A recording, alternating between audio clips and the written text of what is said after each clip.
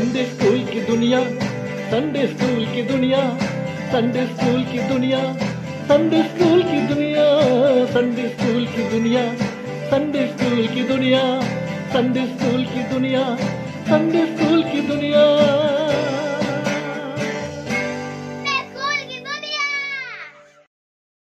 Hello बच्चों, Sunday school की दुनिया में आप सभी का स्वागत है। मैं pastor Emmanuel Zion present worship ministries की तरफ से आप सभी का स्वागत करता हूं और आपसे क्षमा चाहता हूं कि बहुत समय के बाद में मैं आपसे मिल रहा हूं, क्योंकि जो मेरा छोटा बेटा है सारी रिकॉर्डिंग वही करता है। इस प्रोग्राम के पूरे बनाने में उसी की मेहनत होती है और वो अपने जॉब के सिलसिले में बहुत बिजी था, आउट ऑफ बॉम्बे था, तो हम इस प्रोग्राम के लिए आप तक नहीं पहुंच पाए। पर जब वो इन दिनों में घर पे है तो हमने ज़रूर से इसका फ़ायदा उठाया और हम एक बार फिर से आपकी सेवा में हाजिर हैं अच्छे गीतों को और कहानी को लेकर के। मैं विश्वास करता हूं कि आप आज के प्रोग्राम को एंजॉय करेंगे और प्रभु की महिमा करेंगे। तो जो गीत हम गाने जा रहे हैं वो इस प्रकार से है। मैं अंदर, अंगूठे बाहर निकाल लीजिए ऐसे, मैं अंदर बाहर ऊपर नीचे हमेशा खुश रहता। बहुत इजी एक्शन है। अंदर बाहर ऊपर नीचे हमेशा खुश रहता। जब यीशु मसीह आया मेरे दिल को साफ किया, मैं अंदर बाहर ऊपर नीचे हमेशा खुश रहता। बहुत ही आसान सा गीत है और आप जब गाएंगे तो आपको बड़ा मज़ा आएगा, क्योंकि जब यीशु मसीह ज़िंदगी के अंदर आ जाता है तो हमारे अंदर खुशियाँ ही खुशियाँ सब तरफ अंदर बाहर चारों ओर नजर आती हैं। तो आइए हम इस गीत को गाएं और प्रभु की महिमा करेंगे।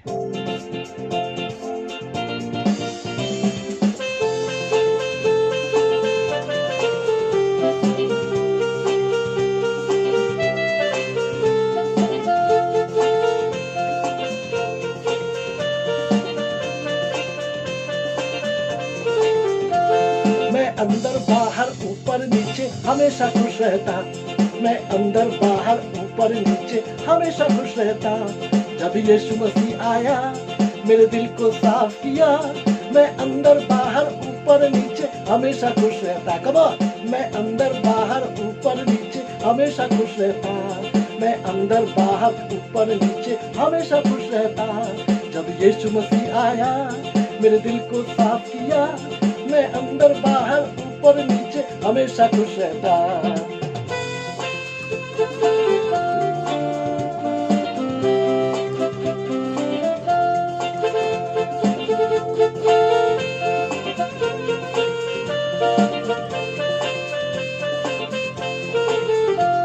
मैं अंदर बाहर ऊपर नीचे हमेशा खुश रहता। मैं अंदर बाहर ऊपर नीचे हमेशा खुश रहता।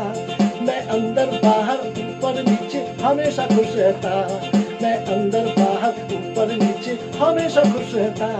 जब यीशु मसीह आया मेरे दिल को साफ किया, मैं अंदर बाहर ऊपर नीचे हमेशा खुश रहता। Praise the Lord. तो बच्चों, अब हम दूसरे गीत की तरफ चल रहे हैं और ये गीत आज जो मैं कहानी सुनाने जा रहा हूँ उससे जुड़ा हुआ ये गीत है, उससे रिलेटेड गीत है और ये गीत आपको बहुत पसंद आएगा। कितने बच्चों ने कौवे देखे हैं? देखे? हाँ, मैं देख रहा हूँ बहुत से बच्चे अपने हाथ उठा रहे। आपने कौवे देखे? कौवों का रंग कैसा होता है? काला, काले कौवे। और चिल्लाते कैसे हैं? बोलिए, जोर से बोल के बताइए कैसे? हाँ, काव काव काव काव काव। आइए थोड़ी देर के लिए हम सब कौवा बन जाए। ओके, जब गाएंगे तो काव काव चिल्लाएंगे और ये गीत भी बिल्कुल ऐसे ही है। काला कौवा काव काव चिल्लाए, तुम काव काव चिल्लाओ और एक टुकड़ा रोटी मुंह में दबाकर फुर्र से उड़ जाओ। ओके, आप मेरे साथ गाएंगे तो आप इस गाने को एंजॉय करेंगे, क्योंकि ये गीत है ही बहुत अच्छा। आइए हम इस गीत को शुरू करते हैं।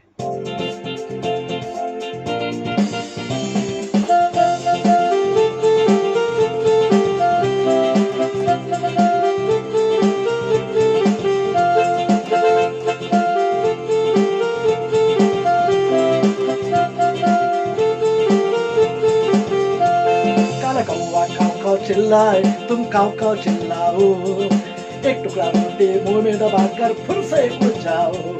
काला कौवा काव काव चिल्लाए, तुम काव काव चिल्लाओ। एक टुकड़ा रोटी मुंह में दबाकर फिर से उठ जाओ। काव काव काव काव काव काव चिल्लाओ, काव काव काव काव काव काव चिल्लाओ। काला कौवा काव काव चिल्लाए, तुम काव काव चिल्लाओ। एक टुकड़ा रोटी मुंह में दबाकर फिर से उठ जाओ। काला कौवा काव काव चिल्लाए, तुम काव काव चिल्लाओ। काव काव एक टुकड़ा रोटी मुंह में दबाकर फिर से उठ जाओ।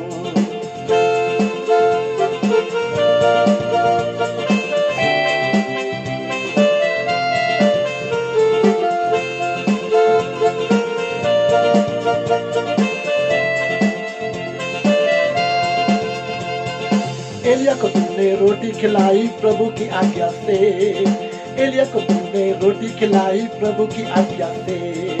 एलिया को तुमने रोटी खिलाई प्रभु की आज्ञा से। एलिया को तुमने रोटी खिलाई प्रभु की आज्ञा से। काव काव काव काव काव काव चिल्लाओ, काव काव काव काव काव काव चिल्लाओ। काला कौवा काव काव चिल्लाए, तुम काव काव चिल्लाओ। काव काव एक टुकड़ा रोटी मुंह में दबाकर फिर से उठ जाओ। काला कौवा काव काव चिल्लाए, तुम काव काव चिल्लाओ। एक टुकड़ा रोटी मुंह में दबाकर फिर से उठ जाओ।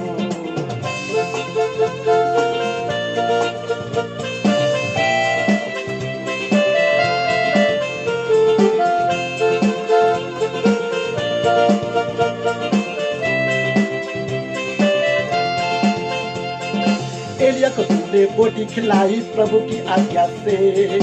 एलिया को तुमने बोटी खिलाई प्रभु की आज्ञा से। एलिया को तुमने बोटी खिलाई प्रभु की आज्ञा से। एलिया को तुमने बोटी खिलाई प्रभु की आज्ञा से। काव काव काव काव काव काव चिल्लाओ, काव काव काव काव काव काव चिल्लाओ। काला कौवा काव काव चिल्लाए, तुम काव काव चिल्लाओ। एक टुकड़ा रोटी मुंह में दबाकर फिर से उठ जाओ। काला कौवा काव काव चिल्लाए, तुम काव काव चिल्लाओ। एक टुकड़ा रोटी मुंह में दबाकर फिर से उठ जाओ। काव काव काव काव काव काव चिल्लाओ, काव काव काव काव काव काव काव काव। कौवा काव चिल्लाए, तुम काव काव चिल्लाओ। एक टुकड़ा रोटी मुंह में दबाकर फिर से उठ जाओ। कौवा काव काव चिल्लाए, तुम काव काव चिल्लाओ। एक टुकड़ा रोटी मुंह में दबाकर फिर से उठ जाओ। तो बच्चों, अब हम चलते हैं कहानी की तरफ। और आपने जैसा कि जो गीत गाया हमारे साथ में, और ये उसी कहानी से जुड़ता हुआ गीत था जो मैंने और आपने गाया था। और ये कहानी है एलिया की कहानी। एलिया का हो सकता कुछ बच्चों ने नाम सुना होगा और हो सकता कुछ ने ना सुना हो, पर मैं आपको बताऊं, एलिया एक बहुत अच्छा प्रभु का दास था। प्रभु से प्रेम करता था, प्रभु की इच्छा पर चलता था, और परमेश्वर भी उसको बहुत प्रेम करता था। बिल्कुल उसी प्रकार से मुझे और आपको भी ऐसा इंसान बनना है जो प्रभु की इच्छा पर चले, प्रभु की मर्जी को पूरा करे, और प्रभु हमारे जीवन से प्रसन्न होने पाए। और प्रभु एलिया से बात करता था। एलिया जो तिशबी एलिया था, उसने राजा के पास जाकर के बोला, देख, इस देश में अकाल पड़ने वाला है, और जब तक कि कह लेगा, मैं परमेश्वर की उपस्थिति में ये वाली बात बोल रहा हूँ, क्योंकि एलिया जो था वो परमेश्वर की उपस्थिति में रहता था। उसने बोला, परमेश्वर की उपस्थिति में मैं ये बात बोल रहा हूँ कि जब तक मैं ना चाहूँ तो ना तो पानी बरसेगा और ना ओस गिरेगी। अब अकाल पड़ने वाला है और कुछ नहीं हो सकता, क्योंकि बच्चों, उस देश में इतना पाप बढ़ गया था, इतनी गंदगी थी, इतनी बुराइयां थी कि परमेश्वर उन बातों को देख के प्रसन्न नहीं था। और जब ये अकाल का संदेश एलिया राजा को सुना करके आया, तो परमेश्वर को चिंता थी कि इस अकाल में एलिया को तो भोजन मिलना चाहिए, क्योंकि वो एलिया को बहुत प्यार करता था। और तब परमेश्वर का वचन एलिया के पास पहुंचा, एलिया, अब तू करीत नाले के पास जा जो यर्दन के पूर्व में है, और वहां पे जाके तू रहेगा। और देख, मैंने तेरे भोजन का प्रबंध किया है। कितनी अच्छी बात कि अकाल के समय जब लोगों को खाना नसीब नहीं होगा, उस समय परमेश्वर ने इसकी मेज का इंतजाम किया था, इसके खाने का इंतजाम किया था। उसने बोला तू जा, मैंने तेरे खाने का इंतजाम किया है। और देख, जो करीब में जो नाला बह रहा है, वो नाले का पानी तो पिया करेगा। ऐसा नहीं कि वो गंदा नाला था, नहीं, साफ सुथरा पानी था। और परमेश्वर ने कहा कि वहां का तू पानी पिया करेगा और मैंने तेरे लिए इंतजाम कर दिया है। अब एलिया वहां से उठा और उठ करके देख रहा था कि अकाल है और वहां पे जाकर के बैठ गया। सोच रहा होगा भोजन किधर से आएगा। पर परमेश्वर का वचन कौवों के पास पहुंचा। कौवों के पास पहुंचा और परमेश्वर ने उनसे बोला, देखो मेरा दास एलिया, जिसको मैं बहुत प्यार करता हूं, जो मेरे दिल के मुताबिक है, जो मेरी आज्ञा मानता है, जो मेरी मर्जी पे चलता है, मैं उससे बहुत प्रसन्न हूं। और मैं बिल्कुल भी नहीं चाहता कौवों कि तुम उनके लिए इंतजाम ना करो। मैं तुमको हुक्म देता हूं कि तुम रोज मेरे बंदे एलिया को भोजन खिलाओगे। और क्या भोजन खिलाओगे? रोटियां पहुंचाओगे और बोटियां पहुंचाओगे। हमने कहा है ना, रोटी खिलाई प्रभु की आज्ञा से, बोटी खिलाई प्रभु की आज्ञा से। हम जब मटन खाते ऐसे ही खींचते ना, बिल्कुल वैसे ही। और बच्चों, आपको पता है कौवा तो एक बहुत चालाक पक्षी होता है। बहुत से बच्चे जब गांव वगैरह में आप देखिए रोटी खाते होते हैं या कुछ खाने की चीज हाथ में लिए होते, कौवा उड़ता हुआ आता है और छीन करके भाग जाता है। इतना लालची होता है। अगर वो आपके किचन में आ जाए और कुछ मटन या फिश खुली हुई पड़ी है तो वो छोड़ेगा नहीं, वो उसको उठा के चुरा के भाग जाएगा। एक ऐसा लालची पक्षी जो मटन को बहुत प्यार करता, अकाल के समय में उसको भोजन मिलेगा नहीं मालूम, पर प्रभु की आज्ञा थी, कौवो तुम सबको जाना है और मेरे बंदे एलिया को रोटी भी खिलानी है और बोटी भी खिलानी है। कौवों ने कहा, हे प्रभु, हम चालाक हैं, हम लालची हैं, पर हम अपने पेट की परवाह नहीं करेंगे। ऐसे ही कौवों ने बोला होगा। हम अपने पेट की परवाह नहीं करेंगे, हमें भोजन मिलेगा नहीं मिलेगा कोई बात नहीं प्रभु, पर आपकी आज्ञा है कि आपके बंदे को, आपके सेवक को, एलिया को भोजन खिलाया जाए। तो हम इस बात की जिम्मेदारी लेते पूरे अकाल तक वो भूखा नहीं रहेगा। और फिर बच्चों, कौवे रोज सुबह शाम आते थे, पता नहीं कहाँ जाते थे दूर, और वहां से वो मटन लेकर के आते थे, गोश्त के टुकड़े लेकर के आते थे, रोटियां लेकर के आते थे और मुंह में चोंच में दबाए हुए, और वो आकर के एलिया को देते थे। शायद उनको बहुत भूख भी लग रही होगी कि उन्होंने खाना नहीं खाया, तो प्रभु की आज्ञा थी मेरे बंदे को भोजन पहुंचाना।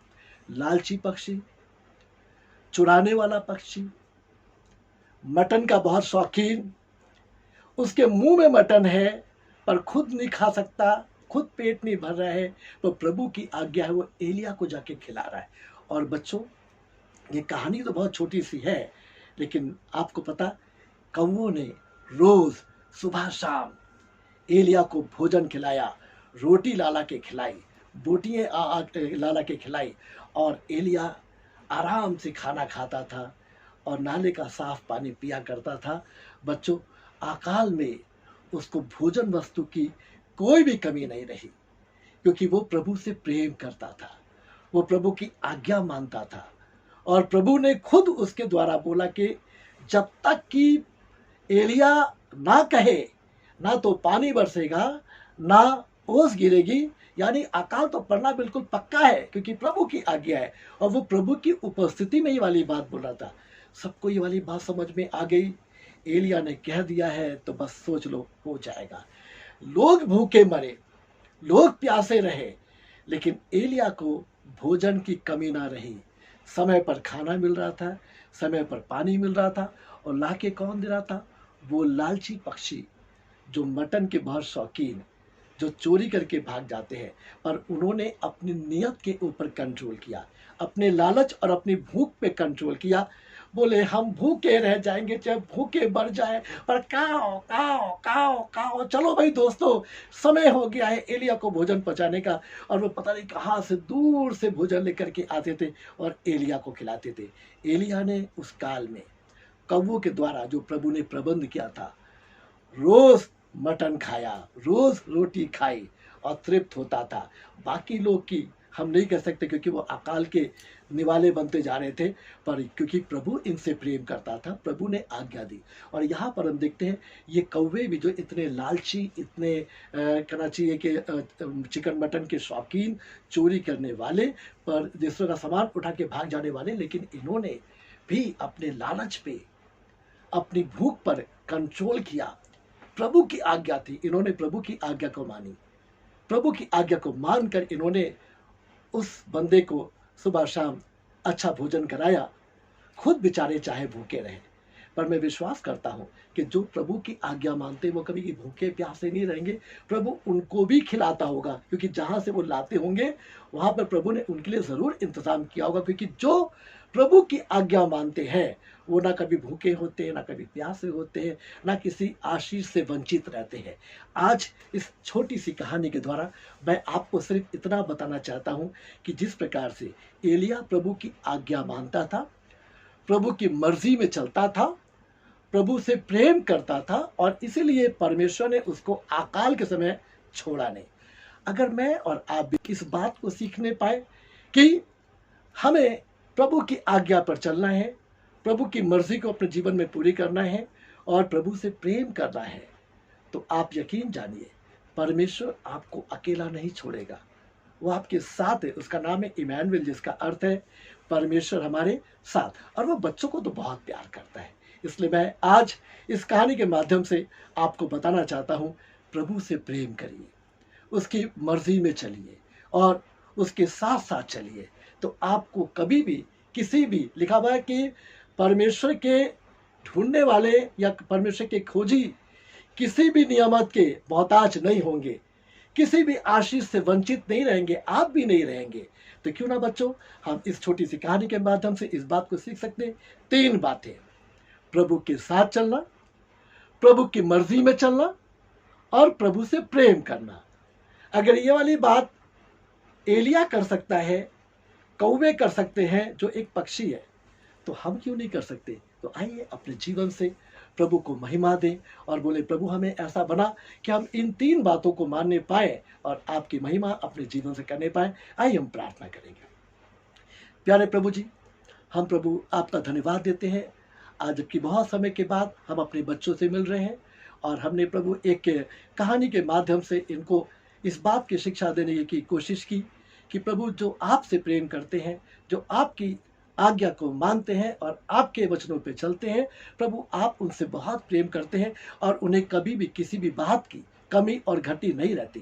प्रभु ये छोटे बच्चे हैं, हम चाहते हैं इन्हें बड़ी आशीष दें कि ये इन तीनों बातों को मानने पाए। साथ साथ जितने बड़े भी हमारे इस प्रोग्राम को देख रहे हैं, प्रभु हम चाहते हैं उन्हें भी किसी भी बात की कमी और घटी ना हो। प्रभु एक एक जन को आशीष दीजिए, एक एक जन को अपनी आशीषों से भर दीजिए। ऐसे मौके पर अगर कोई बच्चा बीमार है या कोई बड़ा जो इस प्रोग्राम को देख रहा है वो बीमार है, हम उनको भी प्रभु यीशु आपके लहू में छिपाते और प्रार्थना करते प्रभु यीशु के नाम से एक एक जन को, क्या छोटे और क्या बड़े, अभी चंगाई मिल जाए, हर रोग से मुक्ति मिल जाए, उन्हें छुटकारा दीजिए, चंगाई दीजिए, ताकि प्रभु जी वो इस बात को जाने पाए कि आप उनसे बहुत प्रेम करते हैं। प्रभु इस कहानी के लिए और आज के गीतों के लिए आपका धन्यवाद करते हैं। चाहते प्रभु आज के इस संडे स्कूल के एपिसोड के द्वारा सबको बड़ी आशीष दें और आपको बड़ी महिमा मिले। प्रभु यीशु मसीह के नाम से इस प्रार्थना को मांगते हैं, सुनिए और दया से ग्रहण कर लीजिए। और प्रभु के लोग ऊंची आवाज में बोले आमीन, आमीन, आमीन। मैं आशा करता हूँ आपको ये संडे स्कूल का प्रोग्राम बहुत अच्छा लगता होगा, पर मैं चाहता हूँ कि मुझे आपका बहुत भर भर के प्यार चाहिए। इस हिंदुस्तान में बच्चों की कमी नहीं है और आप जब हमारे प्रोग्राम को देखते हैं, अगर आप जगह जगह शेयर करना शुरू कर देंगे तो आपके द्वारा पता नहीं कितने लोग इन अच्छे प्रोग्राम्स को देखने पाएंगे और आशीषित होंगे। तो मैं चाहता हूँ कि जितने लोग इस प्रोग्राम को देखते हैं आप लाइक करें, आप शेयर करें एक दूसरे के साथ में, कमेंट्स करके हमें बताएं कि आपको ये प्रोग्राम कैसा लग रहा है, अच्छा लग रहा है या नहीं। और अगर अच्छा लग रहा है और आप हमारे चैनल पे पहली बार आए हैं, जो सब्सक्राइब कर चुके हैं मैं उनकी बात नहीं करता, प्रभु उनको बहुत आशीष दे, पर जो पहली बार देख रहे हैं वो सब्सक्राइब करना ना भूलें। और मैं विश्वास करता हूँ प्रभु आपको बहुत बहुत आशीष देगा। बेल आइकन भी दबाएं ताकि हम जब कोई भी वीडियो डालते हैं तो सबसे पहले आप देखने पाए। प्रभु आपको बहुत आशीष दे। God bless you all.